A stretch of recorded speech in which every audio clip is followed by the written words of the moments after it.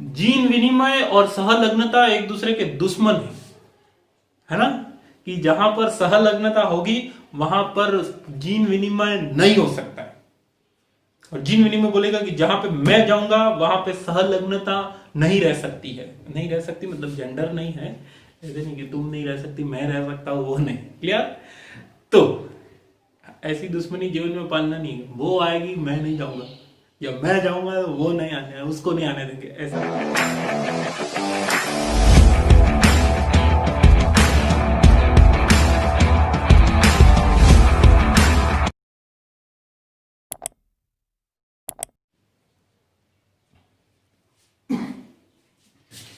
Hello dear students. सो हमने बात की थी कल मेंडेलियन जेनेटिक्स के अंदर द्विसंकर संकरण के बारे में पढ़ लिया था। ठीक है, तो द्विसंकर संकरण का ए के बाद में एक नियम दिया गया था, आनुवंशिकता का तीसरा नियम। उसका तीसरे का नियम का नाम था स्वतंत्र अव्यूहन का नियम। ठीक है, अब स्वतंत्र अव्यूहन के नियम का एक अपवाद था जिसको अपन ने बोला था सहलग्नता या लिंकेज। ठीक है, तो आज हम उसी को पढ़ने जा रहे हैं। टॉपिक हमारा बहुत इंपॉर्टेंट टॉपिक सहलग्नता या लिंकेज है। चलिए, तो लगन लगी है किसको? जीन को। बहुत आसान है, बहुत आसान। इसके अगर इस हिस्ट्री के बारे में बात करें, हालांकि बात करने की जरूरत नहीं पड़नी चाहिए, तो बैटसन व पनेट ने सबसे पहले इसको ऑब्जर्व किया था या प्रेक्षित किया था। ठीक है, मीठी मटर के अंदर।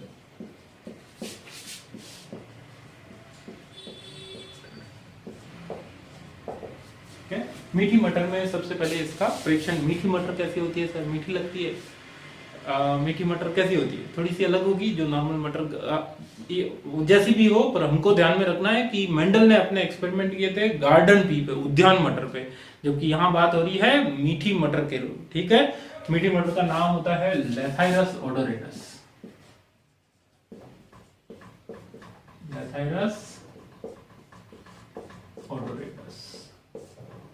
ठीक है, तो मीठी मटर पे इन्होंने अपना परीक्षण किया था, लेकिन उसको सही से समझा नहीं पाए। ठीक है, उनको लगा कि कोई युग्म और प्रतिकर्षण जैसा कुछ नाम दिया था इन्होंने, कि जीन के युग्म बन रहे हैं और दूर दूर है तो प्रतिकर्षण हो रहा है, ऐसा करके कुछ नाम दे दिया था। बाद में मॉर्गन ने लिंकेज की खोज की, और वो भी कैसी?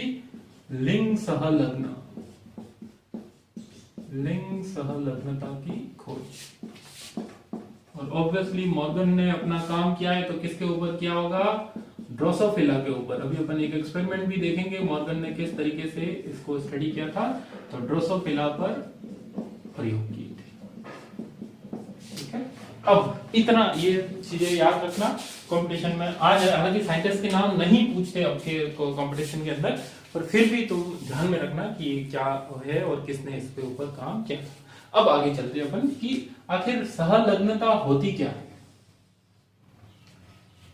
जीन चाहते हैं कि साहब हम साथ साथ ही रहे, हमको दूर मत करो, हम एक पीढ़ी से दूसरी पीढ़ी में जाएंगे, साथ साथ ही जाएंगे। ठीक है, एक ही युग्मक के अंदर जाना चाहते हैं। क्लियर?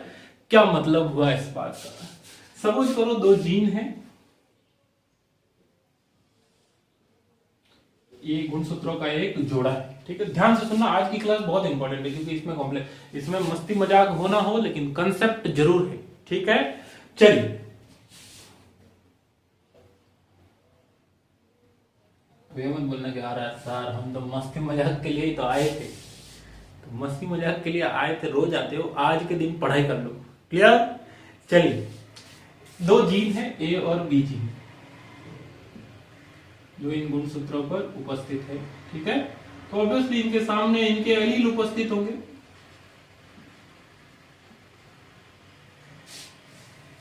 तो ये ए और बी जीन ये हमेशा एक युग्मक में साथ साथ ही जाएंगे। कोई युग्मक बना उसके अंदर इस तरीके की चीजें हुई, दूसरा युग्मक बना उसके अंदर इस तरीके के एलील गए। ठीक है, तो जीनों के बीच तो नहीं बोल सकते, जीन्स के बीच में, जीनों क्या होता है, जीन्स के बीच में भौतिक संबंध है, ठीक है, फिजिकल एसोसिएशन, भौतिक रूप से उनका जुड़े रहने की जो प्रवृत्ति है या साथ साथ वंशागत होने की प्रवृत्ति है, उसी को क्या बोला जाता है, सहलग्नता बोला जाता है। बोलो बात क्लियर है? क्लियर है। जीन की साथ साथ रहने की प्रवृत्ति, जीन का भौतिक रूप से जुड़ाव होना, ठीक है, इसको क्या बोला जाता है, सहलग्नता नाम दिया जाता है। अब सहलग्नता के बारे में हम बहुत कुछ पढ़ेंगे, पहले इतना नोट कर लो, फिर आगे अपन बात करते हैं। नोट करना जरूरी है, मैंने तुमको पहले भी बोला है।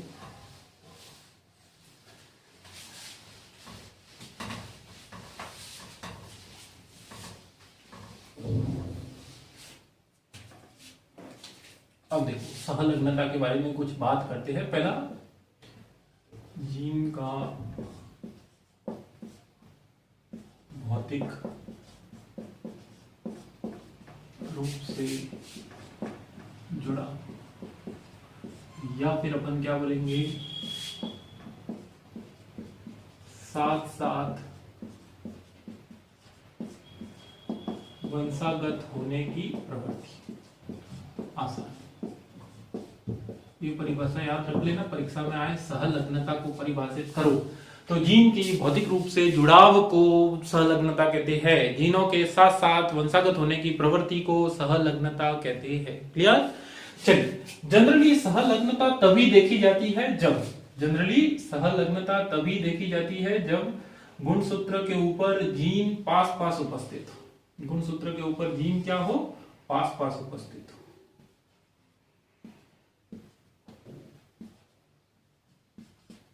अगर दूर दूर उपस्थित होंगे तो क्या होगा, तो एक काम होगा, देखो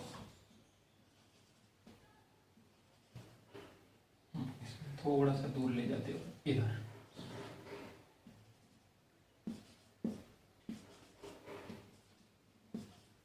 ठीक है, तो ध्यान रखना कि हम क्या बात करने जा रहे हैं। ठीक है, जब पास पास उपस्थित है तो फिक्स है कि हमेशा कैपिटल ए कैपिटल बी के साथ में, मतलब ए और बी जीन साथ साथ ही युग्मकों के अंदर जाएंगे। इसी तरीके से स्मॉल ए स्मॉल बी भी हमेशा साथ साथ ही युग्मकों के अंदर जाएंगे। क्लियर?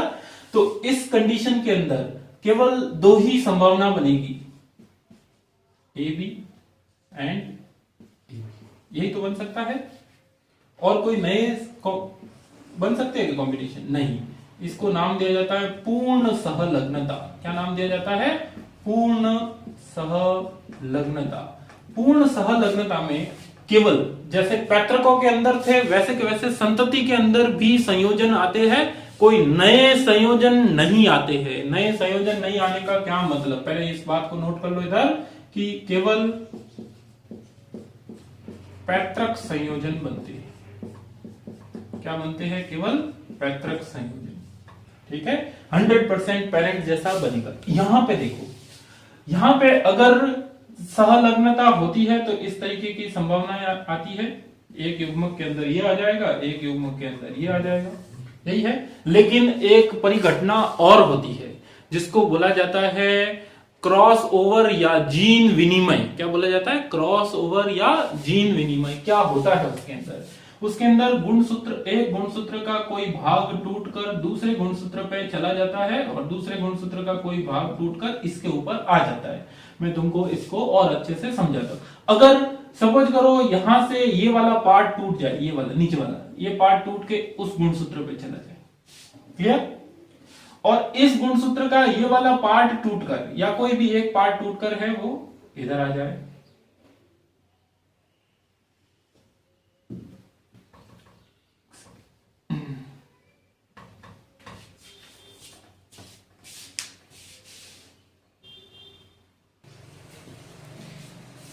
हाँ,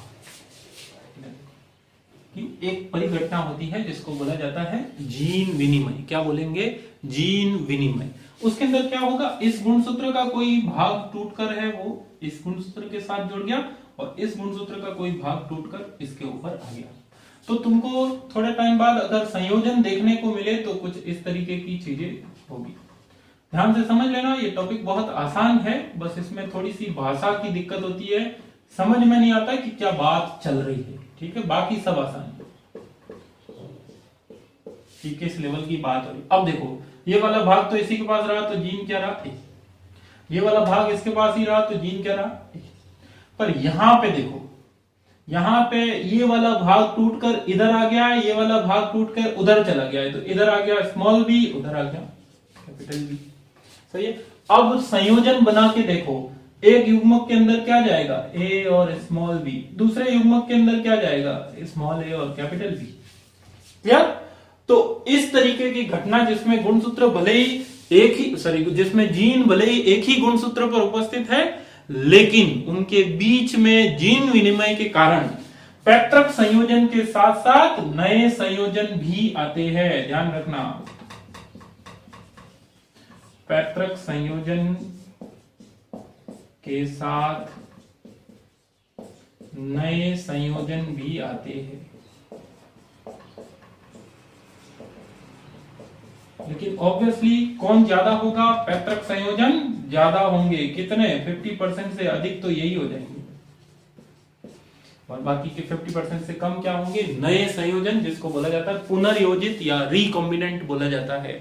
बात समझ में आई। तो इस परिघटना को, इसको तो अपन ने नाम दिया था पूर्ण सहलग्नता, इस परिघटना को नाम दिया जाता है अपूर्ण सहलग्नता। अभी अपन अच्छे से थोड़ा सा और बात करेंगे, पर टॉपिक समझ में आ रहा है कि क्या हो रहा है कि जीन भौतिक रूप से जुड़े रहते हैं तब जब वो एक ही गुणसूत्र पर उपस्थित हो। जब बहुत पास पास उपस्थित होते हैं तो पूर्ण रूप से सहलग्न होते हैं, जब थोड़े से दूर दूर होते हैं तो सहलग्नता थोड़ी सी क्या हो जाती है, कम हो जाती है, अपूर्ण सहलग्नता बोला जाता है। ऐसा क्यों होता है, क्योंकि जीनों का आदान प्रदान, जिसको बोला जाता है जीन विनिमय या पुनर्योजन हो जाता है, जिसकी वजह से पैतृक संयोजन के साथ साथ, पैतृक संयोजन ये है, इनके साथ साथ नए प्रकार के संयोजन ए और बी, ये तो पैतृकों में थे ही नहीं, ऐसा थोड़ी था, पैतृक नहीं था, पैतृक ऐसा था क्या, नहीं था, तो नए संयोजन भी आते हैं। हालांकि पैतृक संयोजन ज्यादा रहते हैं, इसको क्या बोला जाता है, अपूर्ण सहलग्नता।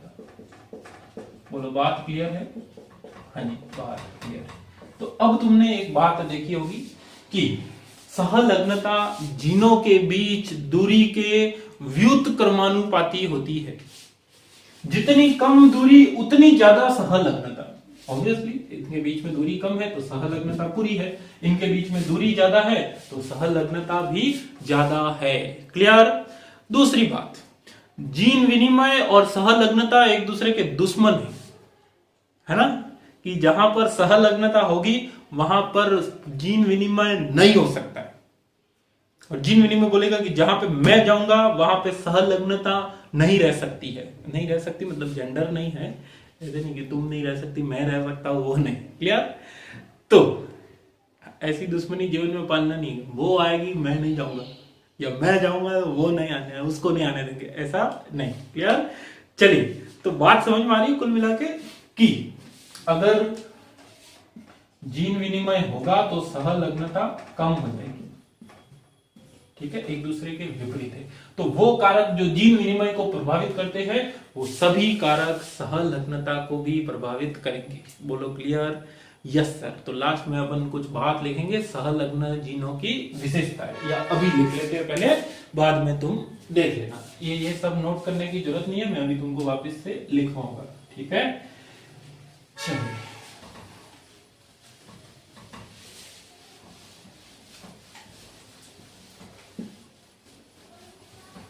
लिखना ये, ठीक है, इधर देखो, सहलग्न जीन की विशेषताएं।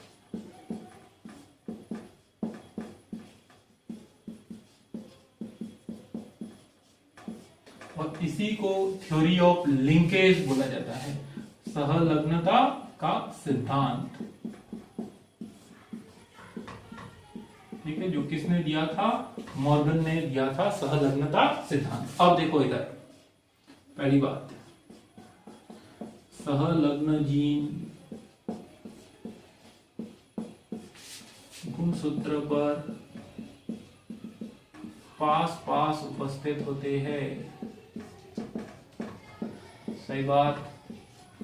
Yes sir. अब आपने सब कुछ समझा दिया है, हमको सब कुछ आ रहा है, समझाया है सच में, टका नहीं मार रहा हूं कि हाँ मैंने तुमको बता दिया है तुम देख लेना, ऐसा नहीं। क्लियर। चलिए, दूसरी बात, नहीं तो रटना पड़ेगा बेटा, अगर वो तुमने नहीं समझा है वो कहानी, वापस से वीडियो को रिपीट करके उसको पहले कहानी को समझ लो, आसान हो जाएगा। सहलग्नता जीनों के मध्य दूरी के व्युत्क्रमानुपाती होती है।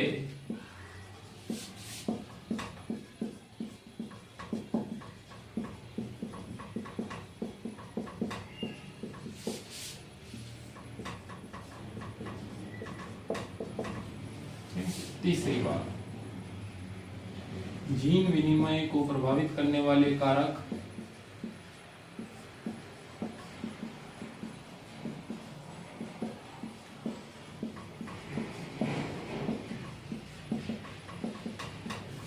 सहलग्नता को प्रभावित करते हैं।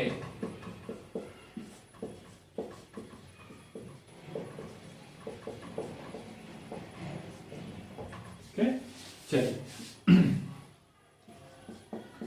एक गुणसूत्र पर उपस्थित सभी जीन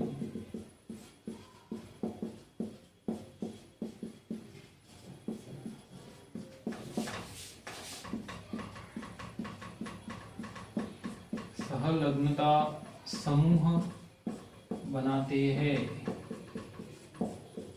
सही बात। चलिए, इसको नोट कर लीजिए फटाफट।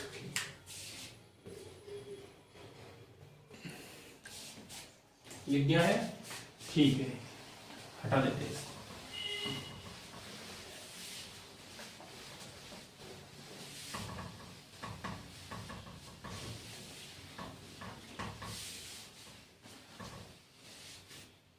चलिए, अब देखो इधर सहलग्नता के बारे में हमने बात किया कि सहलग्नता किसके व्युत्क्रमानुपाती होती है? क्रॉसिंग ओवर, या जिसको बोला जाता है जीन विनिमय। ठीक है, क्रॉस ओवर।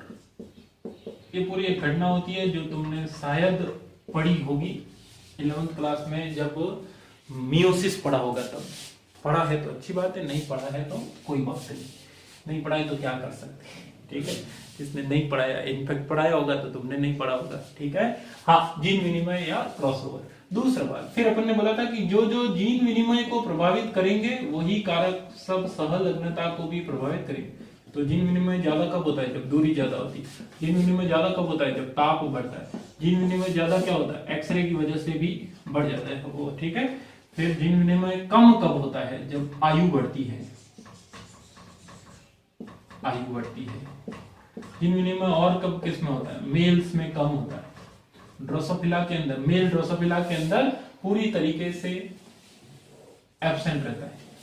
ठीक है, अब ये मत बोलना कि जैसे जैसे मेल बढ़ता है वैसे वैसे क्रॉसओवर कम होता है। मेल नहीं बढ़ता है, मेरा कहने का मतलब है कि सामान्यतः, चलो इसको हटा ही देते हैं यहां से। सामान्यतः मेल में जीन विनिमय की प्रवृत्ति कम। वो तो दिक्कत हो जाएगी ना भाई साहब, कि अगर तुम धीरे धीरे आदमी बनोगे तो जीन विनिमय कम हो जाएगा। ऐसा नहीं। ठीक है, नेचुरली देखा गया है नेचर के अंदर कि नर जीव जो है, खासकर मेल ड्रोसोफिला में पूरी तरीके से अनुपस्थित होती है। अब किसी को ये तो नहीं लगता ये ड्रोसोफिला है क्या? लग रहा है। ठीक है, तो लग रहा है तो सुनो, मेल ड्रोसोफिला एक कीट है। मेल ड्रोसोफिला नहीं, ड्रोसोफिला एक कीट है। ठीक, और इसको फल मक्खी बोला जाता है। और गूगल पे लिख देना ड्रोसोफिला। ठीक है, तो तुमको पता चल जाएगा। डन। चलिए, तो ये इतनी बातें हैं जो साथ में उसके ऐड कर देना। ठीक, चलो अब अपन आगे थोड़ा सा बढ़ते हैं। हटा दो इसको। चलिए, हटा दिया। अगला टॉपिक,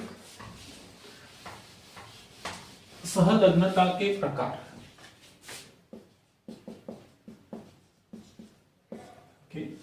ठीक है, सहलग्नता के प्रकार पढ़े उससे पहले मैं तुमको एक चीज बताना चाहता हूं। हमने पढ़ा था क्रॉस ओवर नहीं, हमने अभी क्रॉसिंग ओवर भी देखा है। हमने पढ़ा था स्वतंत्र अव्यूहन। क्या पढ़ा था? स्वतंत्र अव्यूहन। तो स्वतंत्र अव्यूहन जब पढ़ा था तो हमने देखा था कि 4 तरीके के युग्मक बनते थे इससे। इस तरीके से कितने युग्मक बनते थे? 4 तरीके के युग्मक बनते थे, ठीक है। तो जिसमें से A B, small A B,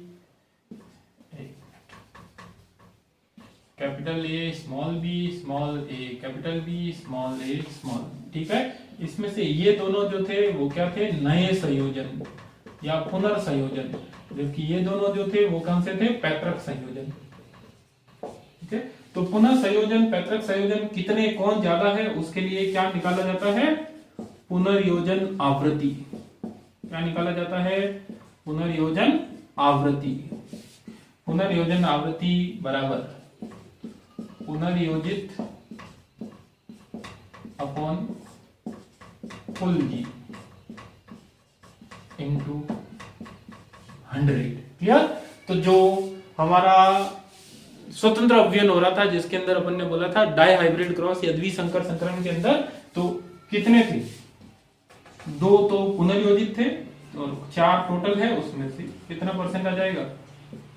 50%, ठीक है। तो आरएफ पुनर्योजन आवृत्ति को इंग्लिश में बोला जाता है रिकॉम्बिनेशन फ्रीक्वेंसी, है, इसीलिए इसको शॉर्ट में बोलेंगे आरएफ, ठीक है। तो ये जरूर नोट कर लेना, पुनर्योजन आवृत्ति इज इक्वल्स टू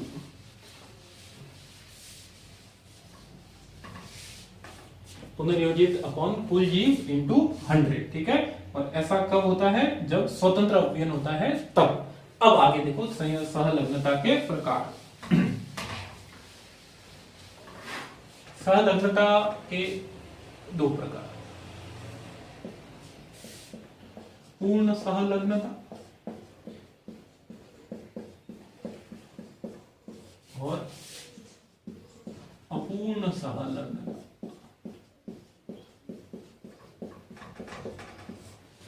पूर्ण सहलग्नता तब देखी जाती है, लाइट थोड़ी सी अचानक से बढ़ गई ना, ट्यूबलाइट जल गई है, ऐसा नहीं कि इतनी देर से वो जलने की कोशिश कर रही है। शादियों में करते हैं जब राजू श्रीवास्तव की एक पुरानी कॉमेडी दही माफ पूरी रात है कर रही होती है ट्यूबलाइट, ऐसा नहीं, लाइट गई हुई थी शायद। दिख तो रहा है ना, बस फिर कोई दिक्कत नहीं। तुमको दिख तो रहा है ट्यूबलाइट जली है, वो देखो साइड में, ठीक है। चलो ट्यूबलाइट की जल तो गई। पूर्ण सहलग्नता और अपूर्ण सहलग्नता, जीन के मध्य दूरी कम,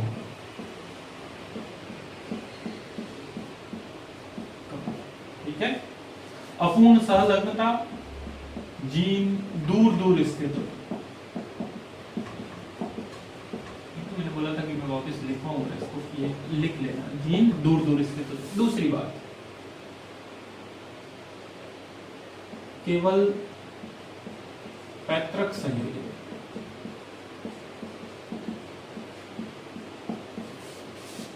इसमें क्या हो रहा था? पैतृक संयोजन के साथ साथ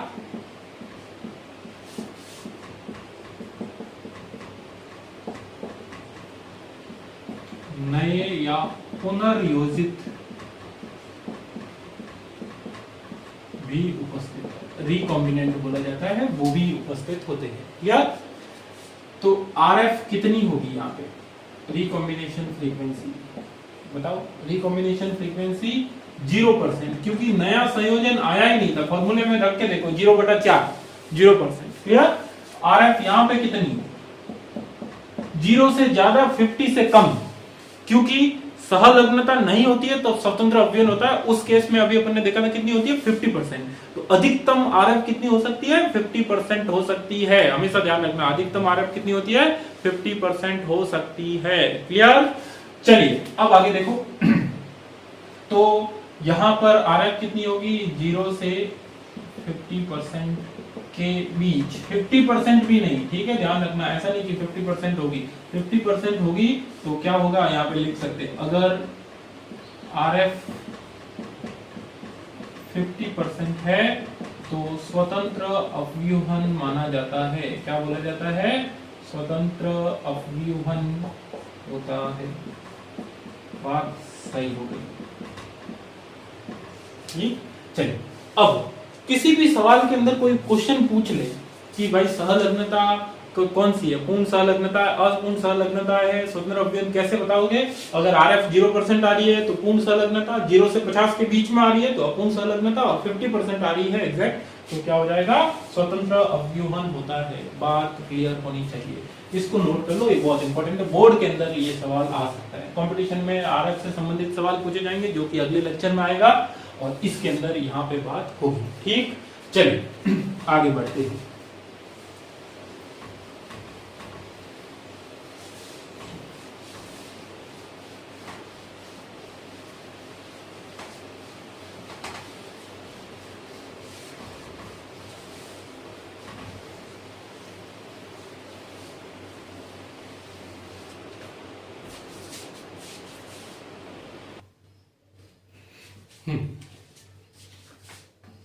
एक और छोटी सी बात, सहलग्न जीन की व्यवस्था। गुणसूत्र पर सहलग्न जीन दो तरीके से व्यवस्थित हो सकते हैं। ठीक है, पहली व्यवस्था क्या हो सकती है? सिस अरेंजमेंट। दूसरा क्या हो सकता है? Trans arrangement.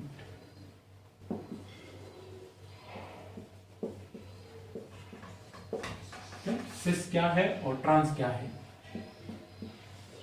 अगर इस तरीके से व्यवस्थित हो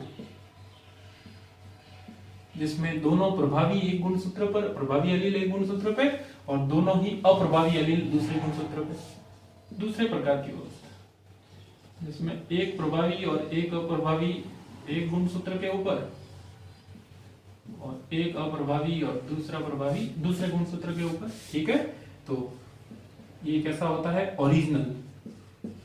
मूल रूप तो जीन का यही था, बाद में कभी क्रॉसिंग ओवर होकर ये कैसा हो जाएगा? मॉडिफाइड या परिवर्तित रूप बोला जाएगा। okay? इसको बोला जाएगा कपलिंग, इसको बोला जाएगा रिपल्सन। बात समझ में आई? जिसमें दोनों प्रभावी एलील एक के ऊपर, लिख लो, दोनों प्रभावी एलील एक गुणसूत्र पर तथा दोनों अप्रभावी अन्य पर, अप्रभावी अन्य पर। ठीक है, इसके अंदर बात करते हैं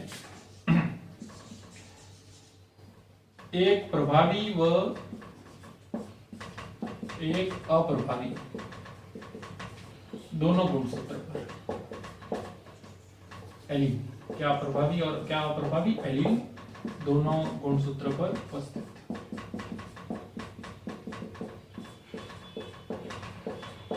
बात समझ में? ये तो आसान है, केवल एक टॉपिक है जो बोर्ड के लिए काम में आ सकता था, इसलिए मैंने तुमको बता दिया। जल्दी से इसको भी नोट करना है। डन, चले आगे। बहुत आसान है, इसमें कुछ समझाने के लिए कुछ है भी नहीं।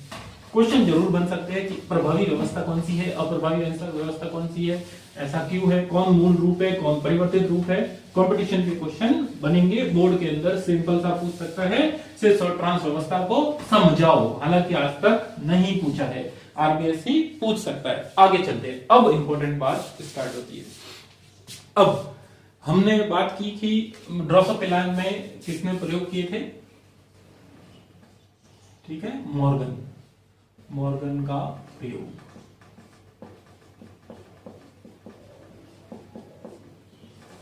इस पे ड्रोसोफिला में, ठीक है, और कौन से जीन थे? X गुणसूत्र पर उपस्थित जीन। ठीक है, तो उन प्रयोगों में क्या किया था और क्या निष्कर्ष निकाला था वही इंपॉर्टेंट। बाकी प्रयोग तुम एनसीईआरटी के अंदर देखोगे, एक बड़ा सा डायग्राम बना हुआ है, कोई मतलब नहीं है उस डायग्राम का। अपन बात करते हैं मूल बात। इन्होंने क्या किया था? एक ऐसा मेल लिया व्हाइट बॉडी वाला,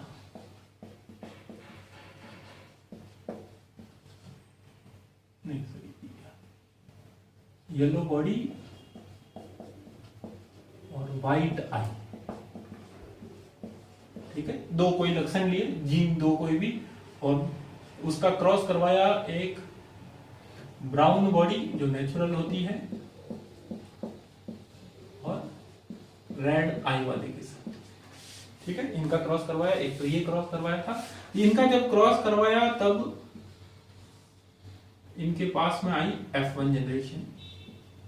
ठीक है, और F1 का क्या करवाया, इनब्रीडिंग के बाद में जो प्लांट में सेल्फ पॉलिनेशन होता है, यहां पर क्या होगा, इनब्रीडिंग से उनके पास आई F2। तो F2 के जो रिजल्ट थे उनको कुछ इस तरीके के मिले, पैतृक संयोजन और पुनर्योजित। कितने मिले, इधर देखो, पुनर्योजित आए केवल 1.3%, बाकी के कितने बचे, 98.7%। तो इसको देख के बताओ कि, इसको देखकर बताओ कि ये किस तरीके की सहलग्नता है। ये अपूर्ण सहलग्नता है, क्योंकि 100% पैतृक तो नहीं आए हैं, थोड़े से पुनर्योजित भी आए, और पुनर्योजित 50% नहीं आए। 50% आते तो स्वतंत्र अपव्यन हो जाता, फिर वहां सहलग्नता रहती ही नहीं। क्लियर, यहां पर पुनर्योजित 1.3% आ रहे हैं, मतलब अपूर्ण सहलग्नता देखी जा रही है। क्लियर, एक और क्रॉस करवाया मैंने,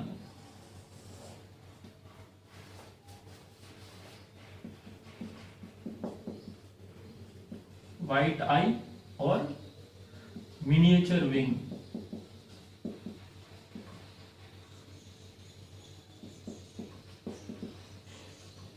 मिनिएचर मतलब छोटे मुड़े हुए या फिर जीवित छोटे साइज के अंदर। ठीक है, उनका क्रॉस करवाया वाइल्ड टाइप के साथ। ये वाइल्ड टाइप क्या होता है, वाइल्ड टाइप जो ओरिजिनल नेचर के अंदर नेचर ने जैसा बनाया है, वो जैसे एक टमाटर है जो नेचुरली बोलते हैं देसी टमाटर, वो वाइल्ड टाइप है। जबकि एक आता है विदेशी, जो विदेश घूम के नहीं, मतलब उसका साइज बढ़ गया है, या उसके अंदर वो उतना खट्टा नहीं है, नेचुरली वो आसानी से सड़ता नहीं है, हाइब्रिड बनाया है, वो किसी प्रयोग के माध्यम से 2-3 किस्मों को मिलाकर उसके अंदर चीजें की है। क्लियर, तो ये वाइल्ड टाइप जो नेचुरल नेचर के अंदर होता है, उसके साथ में इसका क्रॉस करवाया, क्रॉस करवा के आई F1 जनरेशन। F1 का इनब्रीडिंग हुआ तो क्या हो गया, F2 में इन्होंने देखा कि पैतृक संयोजन और पुनर्संयोजन आए।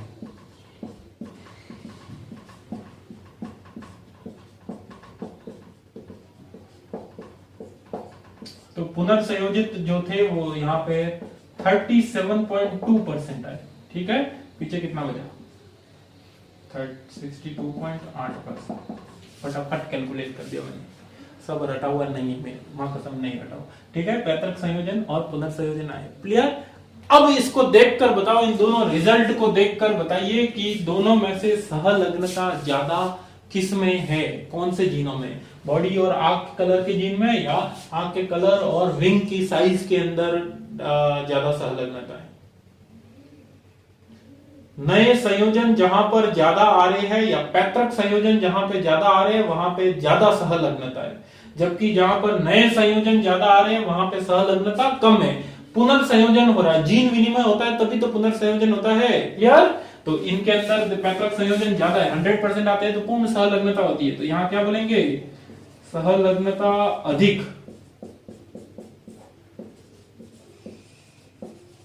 यहां पर सहलग्नता तुलनात्मक रूप से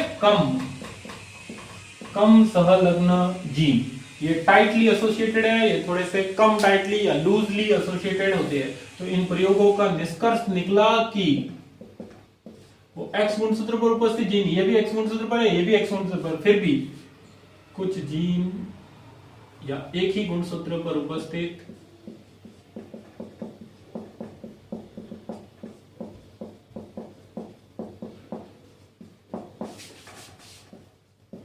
अलग अलग मात्रा में सहलग्नता दर्शाते हैं। बताओ, ऐसा कोई ऑप्शन अगर आ जाए तो क्या तुम उसको एकदम सही बता सकते हो? हाँ, हम उसको एकदम सही बता सकते हैं। दो ही बातें हैं, एक्स गुणसूत्र पर उपस्थित जीनों में सहलग्नता का अध्ययन किया था, निष्कर्ष क्या निकला था कि भले ही एक ही गुणसूत्र पर उपस्थित जीन है, पर उनके अंदर सहलग्नता अलग अलग अमाउंट में हो सकती है, अलग अलग मात्रा में हो सकती है। ये दो जीन है जो बॉडी और आंख की कलर का जीन है, इनके अंदर सहलग्नता अधिक है क्योंकि पैतृक इतने आ रहे। जबकि ये जो है आंख का कलर और विंग, विंग मतलब क्या, पंख का साइज, ठीक है, इनके बीच में सहलग्नता कम है क्योंकि पुनर्संयोजित ज्यादा आ रहे हैं, इसका मतलब जीन विनिमय हो रहा होता है। क्लियर? दोनों में अपूर्ण सहलग्नता ही है, लेकिन फिर भी इसमें सहलग्नता अधिक है, इसमें सहलग्नता कम है। इसको नोट कर लो, कंपटीशन में इससे सवाल बनता ही बनता है, नहीं तो बनेगा ही बनेगा। क्लियर? चलिए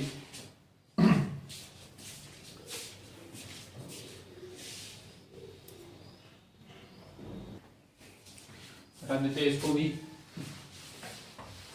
अब एक लास्ट टॉपिक खत्म करके इस लेक्चर को खत्म करते हैं। हालांकि सहलग्नता के बारे में थोड़ी सी बातें मैं तुमको दूसरे लेक्चर में और बताऊंगा।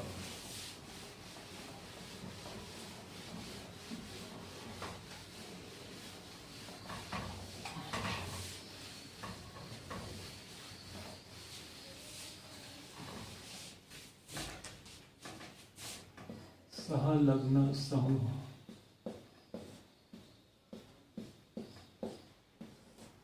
Linkage group,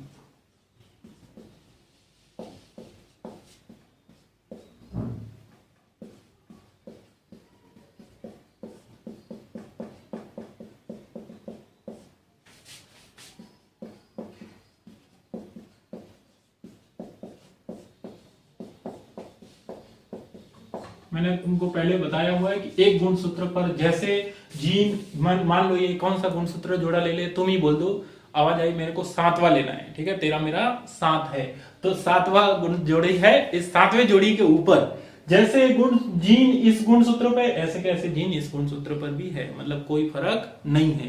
clear? चलो, इसीलिए तो उनको क्या बोलते हैं, समजात गुणसूत्र, जीनों का समूह। आगे आगे, ठीक है। अब अगर कोई पूछे कि सहलग्नता समूह की संख्या कितनी होगी, तो अगुणित गुणसूत्र की संख्या, नंबर ऑफ हैप्लॉइड क्रोमोसोम। तो मैं कुछ एग्जांपल बता रहा हूं तुमको, उनके अंदर सहलग्नता समूह तुम बताओगे, ठीक है।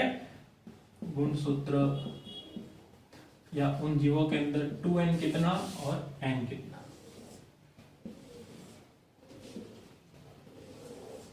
है। चलिए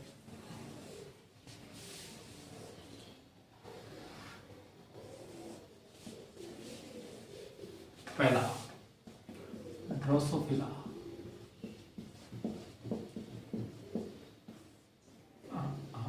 to n equal to 8, n equal to 4, ठीक है। दूसरा, ये भी बना ही लेते हैं भाई साहब। दूसरा ड्रोसोफिला के बाद में मटर, ठीक है, कितने, 14, n इक्वल टू 7, ठीक है। तीसरा बाद में बाजरा, कितने, 40, n equal to 7, 2n equal to 49 और n इक्वल टू 7 हो जाएगा, ये तो श्योर हो जाएगा। एक मिनट, आवाज आ रही है थोड़ी सी। अगला मक्का, 20, 10, ठीक है। नेक्स्ट चूहा, 42, 21, मनुष्य 46, मनुष्य के अंदर 46, तो n इक्वल टू कितना हो जाएगा, 23। अगर मैं बोलूं कि 23 नहीं होकर मनुष्य के अंदर एक और 24, ऐसा इसलिए क्योंकि देखो 22 plus X X X Y, ठीक है, तो 22 और 1 23, तो हम दोनों में मेल, हम दोनों मतलब तो कोई भी मेल फीमेल दोनों के अंदर सेम है। अब ये x को तो काउंट नहीं करना है, y को काउंट करेंगे क्योंकि y अलग है, y के ऊपर जो जीन है वो उसके पार्टनर के ऊपर थोड़ी ना है, नहीं है, तो y अपने आप में एक नया लिंकेज ग्रुप बनाता है। तो मनुष्य के अंदर कितने होते हैं, 24। एक और एग्जांपल देके तुमका माथा खराब करता हूं, गेहूं 42, क्योंकि ये जो होता है वो 6n होता है, ठीक है, तो n इक्वल टू कितना हो जाएगा 7। तो बाकी सब याद रखने के साथ साथ तुमको इन दोनों के बारे में विशेष ध्यान रखना है। सहलग्नता समूह कितने होते हैं? मनुष्य के अंदर 24 होते हैं, जबकि गेहूं के अंदर 7 होते हैं। इनको नोट कर लीजिए, टॉपिक यहीं पे खत्म करते हैं। क्लियर? कुछ समझ में नहीं आया हो मेरे नंबर पे मैसेज कर सकते हो, कमेंट में लिख सकते हो, पर तभी करना जब तुमको सही लगे कि ये अपना जेन्युइन डाउट है। कुछ भी ये पूछने के लिए मत कमेंट कर देना या मैसेज कर देना कि सर ये टॉपिक कौन सा चल रहा है। ठीक है, चलो बाय बाय।